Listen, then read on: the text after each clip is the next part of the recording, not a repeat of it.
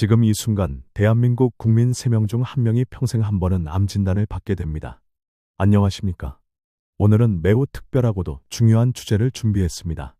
바로 암 진단부터 완치까지의 모든 과정입니다. 지금 이 영상을 보고 계신 분들 중에는 최근 암 진단을 받고 막막함을 느끼고 계신 분도 계실 것입니다. 혹은 사랑하는 가족의 투병으로 인해 깊은 불안과 싸우고 계신 분도 계실 것입니다. 아니면 암이 두려워서 미리 정보를 찾고 계신 분도 계실 것입니다. 먼저 말씀드리고 싶은 것이 있습니다. 암은 더 이상 불치병이 아닙니다. 제가 의사가 된 30년 전만 해도 암 진단은 곧 사형 선고와 같았습니다. 하지만 지금은 다릅니다. 조기에 발견하고 적절히 치료하면 완치가 가능합니다. 실제로 우리나라 암 환자의 5년 생존율은 70%를 넘어섰습니다. 이것은 암 환자 10명 중 7명이 5년 이상 생존한다는 의미입니다. 그리고 5년 생존은 대부분 완치를 의미합니다.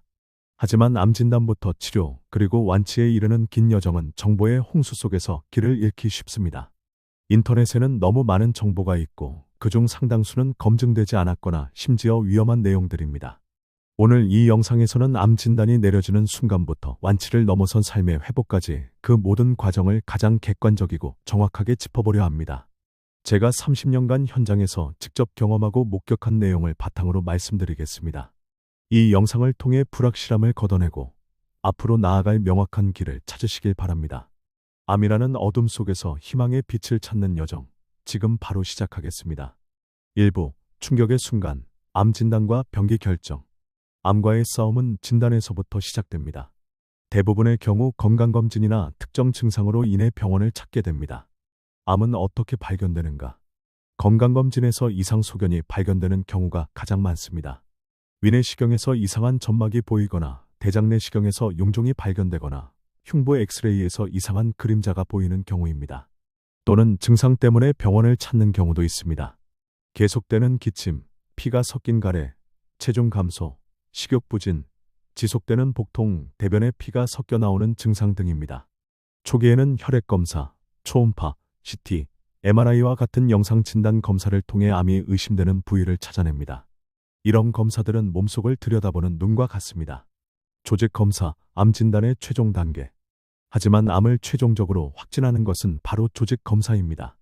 아무리 영상 검사에서 암처럼 보여도 조직 검사 없이는 확진할 수 없습니다. 조직 검사는 의심되는 부위의 조직을 아주 소량 떼어내 현미경으로 관찰하는 과정입니다. 내시경을 통해 직접 떼어내거나 바늘을 찔러서 세포를 뽑아내거나 경우에 따라서는 수술을 통해 조직을 얻기도 합니다. 이 조직 검사를 통해 암세포의 존재 여부와 종류가 명확하게 확인됩니다.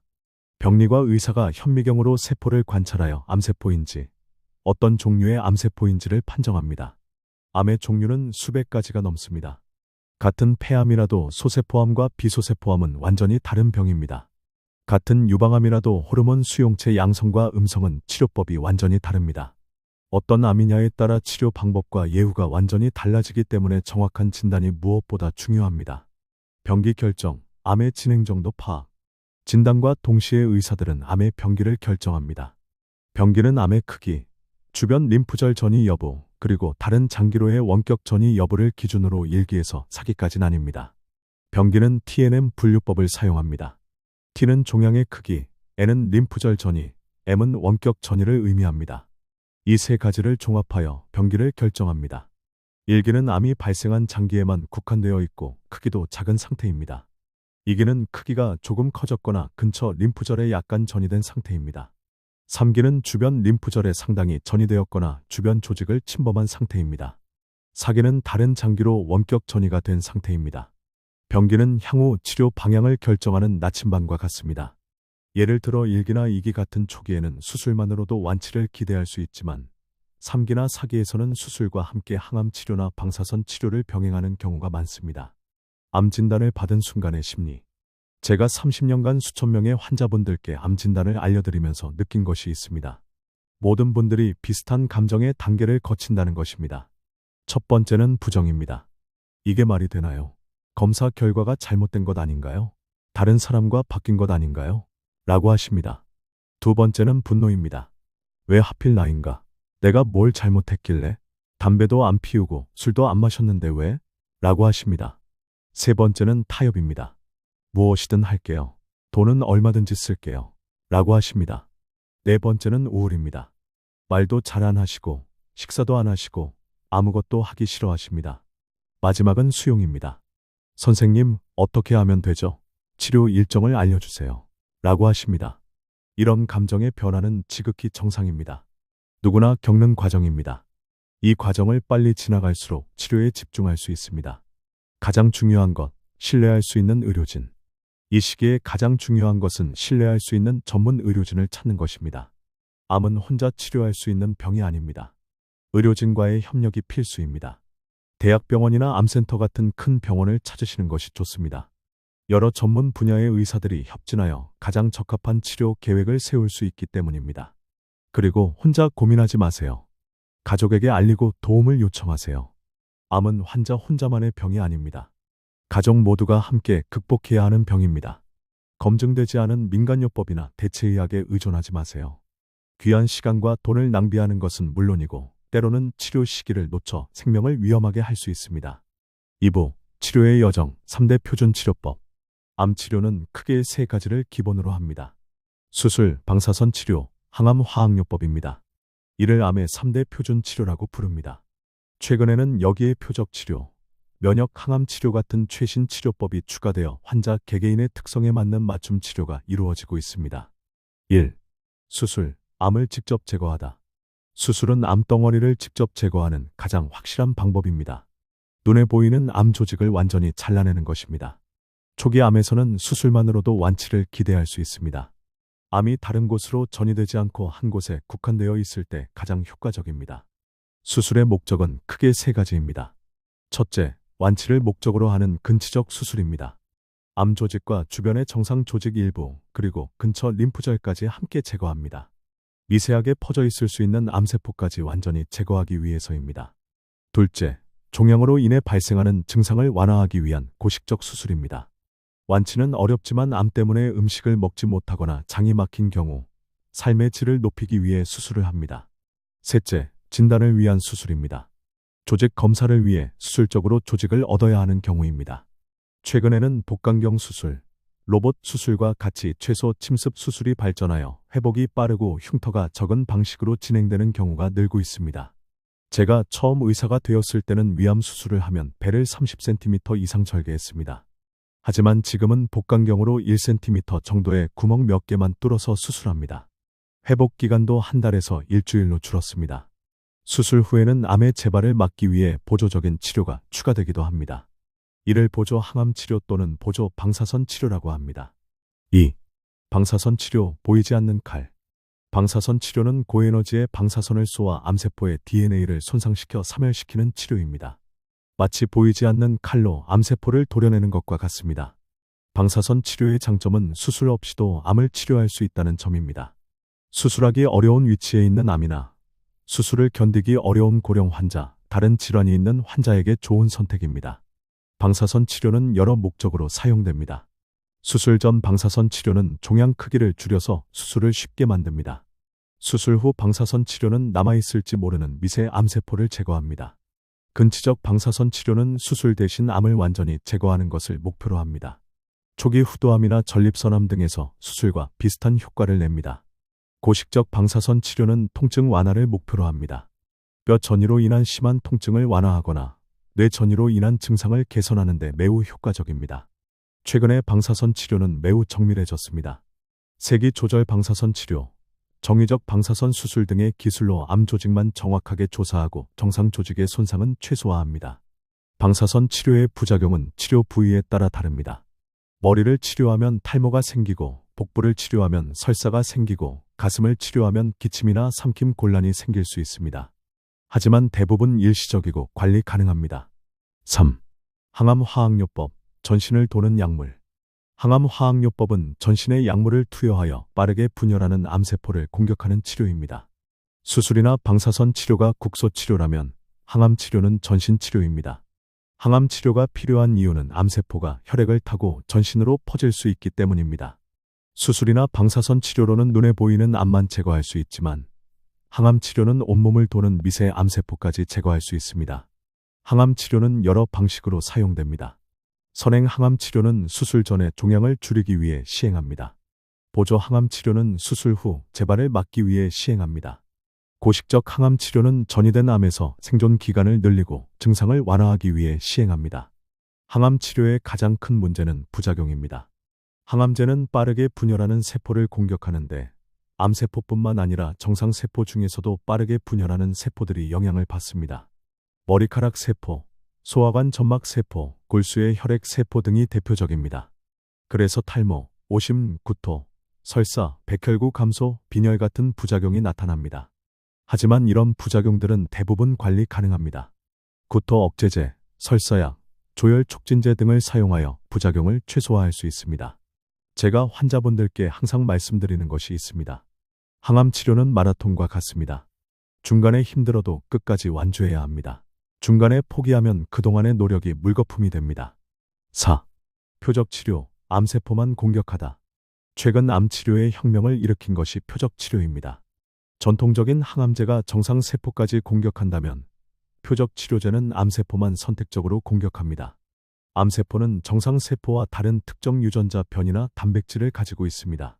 표적 치료제는 이런 특이적인 표적을 공격하여 암세포만 선택적으로 죽입니다. 예를 들어 유방암의 약 20%는 HER2라는 단백질이 과다 발현됩니다. 이런 환자에게는 허셉틴이라는 표적 치료제가 매우 효과적입니다. 폐암 환자의 약 10%에서 15%는 EGFR 유전자 변이를 가지고 있습니다. 이런 환자에게는 이레사나 타세바 같은 표적 치료제가 기존 항암제보다 훨씬 효과적입니다. 표적 치료제의 장점은 효과는 높으면서 부작용은 적다는 점입니다. 암세포만 선택적으로 공격하기 때문에 탈모나 구토 같은 심한 부작용이 적습니다. 5. 면역 항암 치료, 우리 몸의 면역력을 깨우다. 가장 최신의 치료법이 면역 항암 치료입니다. 이것은 완전히 새로운 개념의 치료입니다. 우리 몸의 면역 세포는 원래 암세포를 공격할 수 있습니다. 하지만 암세포는 면역 세포의 공격을 피하는 방법을 가지고 있습니다. 마치 투명 망토를 쓰고 숨는 것과 같습니다. 면역 항암제는 이 투명 망토를 벗겨서 면역 세포가 암세포를 다시 공격할 수 있게 만듭니다. 키트루다, 옵디보 같은 면역 항암제는 일부 환자에게서 놀라운 효과를 보입니다. 사기 폐암이나 흑색종 환자 중 일부는 거의 완치에 가까운 반응을 보이기도 합니다. 하지만 모든 환자에게 효과가 있는 것은 아닙니다. 약 20%에서 30%의 환자에게만 효과가 있습니다. 누가 효과를 볼지 미리 예측하는 것도 쉽지 않습니다. 다학제 진료, 팀으로 싸운다. 현대 암 치료의 핵심은 다학제 진료입니다. 한 명의 의사가 모든 것을 결정하는 것이 아니라 여러 전문 분야의 의사들이 모여서 함께 치료 계획을 세웁니다. 외과 의사, 종양내과 의사, 방사선 종양학과 의사, 병리과 의사, 영상의학과 의사가 한자리에 모여 환자의 상태를 논의합니다. 이를 다학제 진료 회의 또는 캔서 보드라고 부릅니다. 이런 회의를 통해 환자에게 가장 적합한 치료 계획이 수립됩니다. 수술을 먼저 할지, 항암 치료를 먼저 할지, 방사선 치료를 병행할지 등을 결정합니다. 환자분들께 당부드립니다. 치료 과정 중 힘든 순간이 온다면 담당 의료진과 솔직하게 소통하세요. 부작용을 숨기지 마세요. 의료진은 여러분의 편입니다. 함께 문제를 해결할 방법을 찾을 것입니다. 3부, 완치를 넘어선 삶, 암 생존자 관리. 힘든 치료 과정을 이겨내고 검사 결과에서 암세포가 더 이상 보이지 않는 관의 상태에 접어들면 이제 암 생존자로서의 새로운 여정이 시작됩니다. 암 생존자의 관리는 단순히 암의 재발을 막는 것을 넘어 건강한 삶을 온전히 회복하는 것을 목표로 합니다. 1. 정기적인 추적 검사. 치료가 끝났다고 해서 병원을 완전히 떠나는 것은 아닙니다. 정기적인 추적 검사는 암의 재발이나 2차 암의 발생을 조기에 발견하는 데 필수적입니다. 암의 종류와 병기에 따라 추적 검사 주기는 다릅니다. 일반적으로 처음 2년에서 3년간은 3개월마다, 그 다음 2년간은 6개월마다, 5년 이후에는 1년마다 검사합니다. 추적 검사에는 혈액 검사, 종양 표지자 검사, CT나 MRI 같은 영상 검사가 포함됩니다. 암의 종류에 따라 필요한 검사가 다릅니다. 대장암 환자는 대장 내시경을, 유방암 환자는 유방 촬영술을, 갑상선암 환자는 갑상선 초음파를 정기적으로 받아야 합니다. 의사의 지시에 따라 잊지 않고 병원을 방문하는 것이 중요합니다. 귀찮다고 검사를 미루다가 재발을 늦게 발견하면 치료가 어려워집니다. 2. 건강한 생활 습관 실천. 암을 이겨낸 몸은 이전보다 더 섬세한 관리가 필요합니다. 암 생존자의 생활 습관 관리는 재발 방지와 2차 암 예방에 매우 중요합니다. 식단 관리. 특정 암에 좋다는 극단적인 식단보다는 채소와 과일 위주의 균형 잡힌 식단이 중요합니다. 하루 5가지 이상의 다양한 색깔의 채소와 과일을 드세요. 빨강, 노랑, 초록, 보라, 하얀색 등 다양한 색깔의 채소와 과일에는 각기 다른 항산화 성분이 들어 있습니다. 가공식품과 붉은 고기의 섭취는 줄이세요. 세계보건기구는 가공육을 1급 발암물질로, 붉은 고기를 2급 발암물질로 분류했습니다. 적정량의 단백질 섭취를 유지하세요. 항암 치료로 약해진 근육을 회복하고 면역력을 유지하기 위해서는 충분한 단백질이 필요합니다. 생선, 닭고기, 두부, 콩 같은 양질의 단백질을 드세요. 현미, 잡곡, 통밀 같은 정제되지 않은 곡물을 드세요. 식이섬유가 풍부하여 장 건강에 좋고 혈당을 안정적으로 유지합니다. 물을 충분히 마시세요. 하루 1.5리터에서 2리터 정도의 물은 체내 노폐물을 배출하고 신진대사를 원활하게 합니다. 운동의 중요성. 과도한 운동보다는 규칙적인 유산소 운동과 근력 운동이 핵심입니다. 하루 30분 이상의 걷기나 가벼운 근력 운동은 면역력을 높이고 피로를 개선하며 재발률을 낮춘다는 연구 결과가 있습니다. 실제로 대장암 생존자를 대상으로 한 연구에서 일주일에 3시간 이상 운동한 그룹은 그렇지 않은 그룹에 비해 재발률이 40-50% 낮았습니다. 유방암 생존자 연구에서도 규칙적인 운동이 재발률을 24% 낮추고 사망률을 34% 낮췄습니다. 운동은 또한 암 치료 후 흔히 겪는 만성 피로를 개선하는 데도 효과적입니다. 역설적으로 들리지만 피곤할 때 쉬기만 하면 더 피곤해집니다. 적당한 운동이 오히려 피로를 줄입니다. 근력 운동도 중요합니다. 항암 치료로 인해 근육이 빠지고 체력이 떨어진 상태를 회복하기 위해서는 근력 운동이 필요합니다. 아령이나 탄력 밴드를 이용한 간단한 운동부터 시작하세요. 단, 무리하지는 마세요. 자신의 체력에 맞춰 천천히 시작하고 점진적으로 늘려가는 것이 중요합니다. 금연과 금주는 필수. 금연과 금주는 암 생존자에게는 선택이 아닌 필수입니다. 담배는 모든 암의 재발 위험을 높이고 2차 암 발생 위험을 크게 높입니다. 폐암 생존자가 계속 담배를 피우면 재발률이 3배 이상 높아집니다. 간접 흡연도 마찬가지입니다. 가족 중 흡연자가 있다면 반드시 금연하도록 해야 합니다. 술도 제한해야 합니다. 알코올은 여러 암의 발생과 재발에 관련이 있습니다. 특히 구강암, 인도암, 후두암, 식도암, 간암, 유방암, 대장암은 알코올과 밀접한 관련이 있습니다. 완전 금주가 어렵다면 최소한 하루 한두 잔 이하로 제한하세요. 3. 심리적, 사회적 회복. 암 경험자들은 치료 후에도 만성 피로, 우울감, 불안, 심지어 치료가 성공했음에도 불구하고 재발에 대한 두려움인 암 공포증을 겪을 수 있습니다. 암 생존자의 심리적 어려움. 치료가 끝나면 모든 것이 해결될 것 같지만 실제로는 새로운 어려움이 시작됩니다. 만성 피로는 암 생존자의 70%에서 80%가 겪는 증상입니다. 항암 치료나 방사선 치료의 후유증으로 몇 달, 심지어 몇 년간 지속될 수 있습니다. 우울증과 불안도 흔합니다. 암 진단과 치료 과정에서 받은 정신적 충격이 쉽게 사라지지 않습니다. 재발에 대한 두려움이 항상 마음 한구석에 자리 잡고 있습니다. 신체 이미지의 변화도 문제입니다. 수술로 인한 흉터, 항암 치료로 인한 탈모, 체중 변화 등으로 자신감이 떨어질 수 있습니다. 인지 기능 저하도 나타날 수 있습니다. 항암 치료 후 집중력이 떨어지고 기억력이 나빠지고 멍한 느낌이 드는 것을 케모 브레인이라고 합니다. 성기능 장애도 흔한 문제입니다. 암 치료는 성기능에 영향을 미칠 수 있습니다. 하지만 많은 분들이 부끄러워서 의료진에게 말하지 못합니다. 심리적 회복 방법. 이런 어려움들을 극복하기 위해서는 적극적인 대처가 필요합니다. 심리 상담을 받으세요. 암 생존자를 위한 전문 심리 상담 프로그램이 많이 있습니다. 정신건강의학과 진료를 받는 것을 부끄러워하지 마세요. 필요하다면 항우울제나 항불안제의 도움을 받을 수도 있습니다. 명상이나 요가를 시도해보세요. 마음 챙김 명상은 스트레스를 줄이고 심리적 안정을 가져다 줍니다. 여러 연구에서 명상이 암 생존자의 삶의 질을 개선한다는 결과가 나왔습니다. 취미 활동을 즐기세요. 음악, 미술, 원예, 독서 등 자신이 좋아하는 활동에 시간을 쏟으세요. 이런 활동들은 부정적인 생각에서 벗어나게 해줍니다.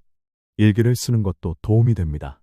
자신의 감정을 글로 표현하는 것은 심리적 정화 효과가 있습니다. 암 경험자 모임의 힘. 암 경험자들의 모임이나 커뮤니티 활동은 심리적 고립감을 해소하는 데 큰 도움이 됩니다. 같은 경험을 한 사람들끼리만 나눌 수 있는 이야기가 있습니다. 서로의 고통을 이해하고 위로하며 희망을 나눌 수 있습니다. 병원이나 보건소에서 운영하는 암 환자 모임에 참여해 보세요. 한국암환자단체협의회 같은 단체에서도 다양한 프로그램을 운영합니다. 온라인 커뮤니티도 좋습니다. 같은 암 종류의 환자들이 모인 카페나 모임에서 정보를 교환하고 서로 격려할 수 있습니다. 가족과의 소통. 암은 환자만의 병이 아닙니다. 가족 모두가 영향을 받습니다. 가족과의 솔직한 소통이 중요합니다. 자신의 감정을 숨기지 마세요. 괜찮아 라고만 하지 말고 힘들 때는 힘들다고 말하세요. 가족은 여러분을 도우고 싶어 합니다. 배우자와의 친밀감도 회복해야 합니다. 암 치료 후 부부 관계가 소원해지는 경우가 많습니다. 서로의 두려움과 기대를 솔직하게 이야기하고 필요하다면 부부 상담을 받는 것도 좋습니다. 4. 직장 복귀와 사회 복귀. 많은 암 생존자들이 직장 복귀를 고민합니다. 경제적인 이유도 있지만 사회적 역할을 회복하고 싶은 욕구도 있습니다. 직장 복귀 시기. 직장 복귀 시기는 개인차가 큽니다. 암의 종류, 병기, 치료 방법, 직업의 종류에 따라 다릅니다. 일반적으로 수술만 한 경우는 1개월에서 2개월 후, 항암 치료를 한 경우는 항암 치료 종료 후 1개월에서 3개월 후에 복귀하는 경우가 많습니다. 하지만 무리해서 빨리 복귀할 필요는 없습니다. 몸이 충분히 회복되지 않은 상태에서 복귀하면 오히려 재발 위험이 높아질 수 있습니다. 담당 의사와 상의하여 적절한 시기를 결정하세요. 직장에서의 어려움. 직장에 복귀하면 여러 어려움을 겪을 수 있습니다. 체력이 예전 같지 않아서 업무 수행이 어려울 수 있습니다. 처음에는 단축 근무나 시간제 근무를 고려해 볼 수 있습니다. 동료들의 시선이 부담스러울 수 있습니다. 어떤 사람들은 과도하게 배려하고 어떤 사람들은 무시합니다. 자신의 상태를 솔직하게 알리고 필요한 도움을 요청하세요. 차별을 받을 수도 있습니다. 승진에서 제외되거나 중요한 업무에서 배제될 수 있습니다. 이것은 명백히 잘못된 것입니다. 암 경험자에 대한 고용 차별은 법으로 금지되어 있습니다.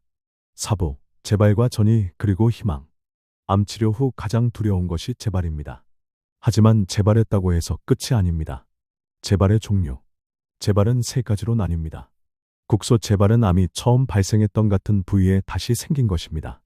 예를 들어 위암 수술 후 위장에 다시 암이 생긴 경우입니다. 국소림프절 재발은 원발 부위 근처의 림프절에 재발한 경우입니다. 원격 전이는 암이 다른 장기로 퍼진 경우입니다. 예를 들어 대장암이 간이나 폐로 전이된 경우입니다.